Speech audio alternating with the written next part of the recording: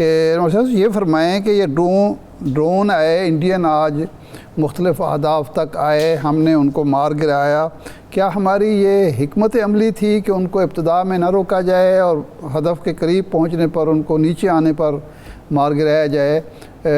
तो ये क्या टेक्निकली क्या चीज़ें हैं?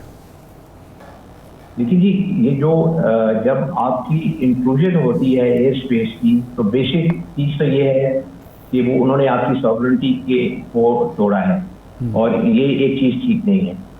You do not allow anybody कि वो आए आपके मुल्क के अंदर, आपकी एयर स्पेस के अंदर और आके वो दंदनाते फिरें, ऐसे नहीं हो सकता। उसका मतलब है कि ये एक किस्म का थ्रेटनिंग पोस्चर है और ये वॉर लाइक एक्टिविटी, पहली चीज तो ये। दूसरी बात यह है कि जी एयर डिफेंस का रूल ये होता है कि आपकी शरत पार करते ही यूं ही वो आपको एंटर करता है आपकी एयर स्पेस के अंदर, तो उसको गिरा दिया जाना चाहिए। तो ऐसी कोई भी जो है जो टेक्निकल पॉलिसी या कोई प्रोसीजर या रूल ऑफ एंगेजमेंट ऐसा नहीं होता कि वो दुश्मन को आपके टेरिटरी में आने दे और फिर वो आपको ये इजाज़त दे दे कि आप अपना हदफ पूरा कर लें। क्योंकि आजकल तो जी सर्वेलेंस की बड़े एडवांस मेथड्स हैं और इंटेलिजेंस गैदरिंग के बड़े सेंसर्स होते हैं। जब आप एंटर करते हैं एक टेरिटरी के अंदर, तो उसका मतलब है कि आप उसकी सारी रिकॉग्निशंस कर रहे हैं, आप उसके जो है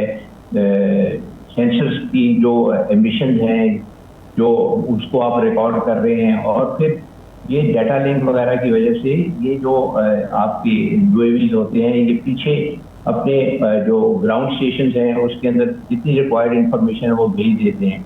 और ये बिल्कुल इसी तरह है जिस तरह सीसीटीवी कैमरा लगे हुए होते हैं।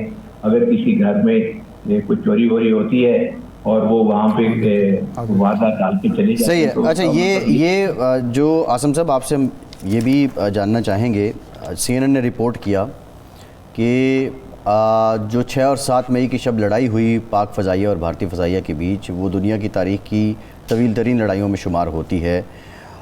आप क्या समझते हैं कि 125 तैयारे 1 घंटे तक फ़ज़ा में लड़ते रहे और किसी ने अपनी फ़ज़ाई हदूद भी क्रॉस नहीं की, और फिर रिपोर्टेडली फिर कंफर्मेशन भी हुई उसकी कि राफ़ेल भी मार गिराया, और राफ़ेल वाले कहते हैं कि ये भारत की जो है नातजुर्बाकारी थी जिसकी वजह से मारा गया। तो ओवरऑल आप इसको कैसा देखते हैं और पाक फ़ज़ाइया की परफॉर्मेंस को कैसे ग्रेड करते हैं? देखिए जी, पहली तो चीज़ यह है समझते हैं कि पाक फ़ज़ाइया जो है वो इस वक्त एक बहुत मॉडर्न और नेक्स्ट जनरेशन एयरफोर्स है। जो हमारे पास इक्विपमेंट है, जो हमारी कैपेबिलिटी है, वो बहुत बहुत अच्छी है और बहुत मजबूत है। इस हमारी कैपेबिलिटी की वजह से ही हमें नेक्स्ट जनरेशन एयरफोर्स का खिताब भी मिला हुआ है कि हम लोग भी उन एयरफोर्सेज में हैं जो नेक्स्ट जनरेशन एयरफोर्सेज हैं और इनकी कैपेबिलिटी बहुत आला है। पहली चीज़ तो ये है। दूसरी चीज़ ये है कि आप आजकल की जो एयर कॉम्बैट होती है उसके अंदर जो सबसे इम्पोर्टेंट चीज़ होती है वो आपकी फर्स्ट शूट कैपेबिलिटी होती है। फर्स्ट शूट कैपेबिलिटी का मतलब ये है कि आप दुश्मन को अपने रडार में देखें और उसके ऊपर अपना मिसाइल छोड़ें, और जब आप उस पर मिसाइल छोड़ते हैं तो फर्स्ट शूट कैपेबिलिटी वाला जहाज दूसरे जहाज को मार गिराता है, क्योंकि वो उसके पास अभी उतनी कैपेबिलिटी नहीं है कि वो उस रेंज का मिसाइल आपको मारे। तो हम आउट रेंज करते हैं अपने एडवर्सरी को।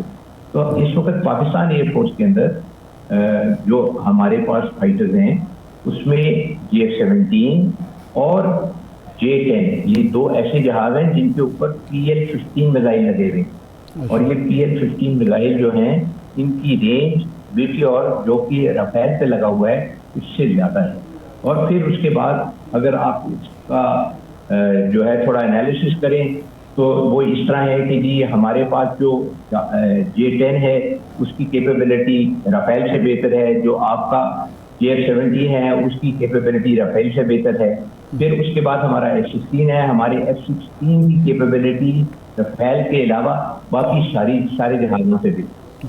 तो हमारे उसका मतलब ये हुआ कि हमारे पास JF-17 और J-10 के अंदर ये कैपेबिलिटी है कि वो राफेल को गिरा सके, और आपके F-16 में ये कैपेबिलिटी है कि राफेल के अलावा वो बाकी सारे जहाज़ों को गिरा सकता है। वो शूट कैपेबिलिटी की मैं बात कर रहा हूँ।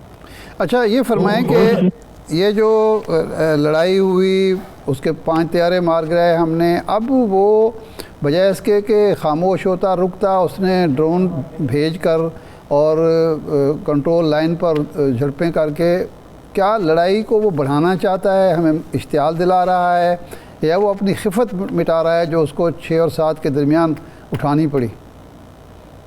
जी, पहले तो मुझे आप अपने पहले सवाल का जवाब अपना मुकम्मल करने दें। मैं पहले वो मुकम्मल करूँगा, फिर मैं आपको इसका जवाब देता हूँ। जी, पहली अभी तो मैंने आपको सिर्फ उसका प्रीएम्बल दिया या उसका मैंने इंट्रोडक्शन कराया आपको कि जी आपने जब बीवीआर आपके पास होता है तो बीवीआर की क्या कैपेबिलिटीज हैं हमारा वर्सेस दी इंडियंस। फिर उसके बाद जब आपके पास ये एयर कॉम्बैट की कैपेबिलिटी होती है कि आप फर्स्ट शूट कैपेबिलिटी से बीवीआर से अपना दुश्मन गिराने में कामयाब हो सकते हैं और आपके ऊपर एसेंडेंसी है आपके पास अपने दुश्मन के ऊपर, तो फिर आप बीवीआर की वो जो है जंग लड़ते हैं। ये जो अभी आपने बात की ये मेरा ख्याल है और आई एम 99% श्योर कि दुनिया में कभी भी एक ही एयर स्पेस के अंदर 120 से ज्यादा जहाज जो है ना वो एक दूसरे से नहीं बढ़े होंगे। और पीवीआर पहली कैपेबिलिटी बियॉन्ड विजुअल रेंज, दूसरा क्योंकि आपके पास लॉन्ग रेंज पीवीआर है तो आप अपनी टेरिटरी में ही रहते हुए लड़ रहे हैं दूसरों के साथ। तो ये एक बहुत बड़ी चीज है और ये बहुत बड़ा फीट है और इसके अंदर मैं बहुत ज्यादा क्रेडिट दूंगा अपने पायलट्स को कि वो इतनी खतरनाक और इतनी कंजेस्टेड एयर एनवायरनमेंट और वो भी पीवीआर इक्विप्ड एयरक्राफ्ट के साथ वहां से निकलने में कामयाब हुए बगैर किसी नुकसान के, और दुश्मन को उन्होंने 5 जहाजों का नुकसान पहुंचाया। तो ये बेसिकली पहले सवाल का तो आपका ये जवाब है। अब आप ये बताएंगे आपका दूसरा सवाल क्या था? कि ये जो दोबारा उसने आज ड्रोन भेजे हैं और खिलाफ वर्जी कर रहा है कंट्रोल लाइन की, ये इश्तियाल हमें दिला के जंग में धकेलना चाहता है या कोई और मकसद है इसका? देखिए जी, जो पहली चीज है ना वो ये है कि इंडियन एयरफोर्स जो है वो शिकस्त खा चुकी है। आप आज ये जो हमने उसको चारों शाने चित करके इंडियन एयरफोर्स को हटा दिया है और आज पीएफ की विक्ट्री है इंडियन एयरफोर्स के ऊपर, और इसका क्रेडिट हमारे चीफ, हमारे सारे ऑफिसर्स और सारे पायलट्स को जाता है। जी ठीक। उन्होंने एयरफोर्स ये तैयारी की और ये एक बड़ा खुशउस्लूबी से मिशन किया। अब जब आपने दुश्मन की एयरफोर्स को 0 कर दिया जी, दुरुस्त बात, तो उनसे बर्दाश्त ही ना होगा। लेकिन मोदी साहब तो नारे पढ़ के मारते हैं कि मेरे पास रफेल होता तो मैं करता, मैं वो करता। कभी भी जिस तरह ने कहा है ये आप जो है ना कभी भी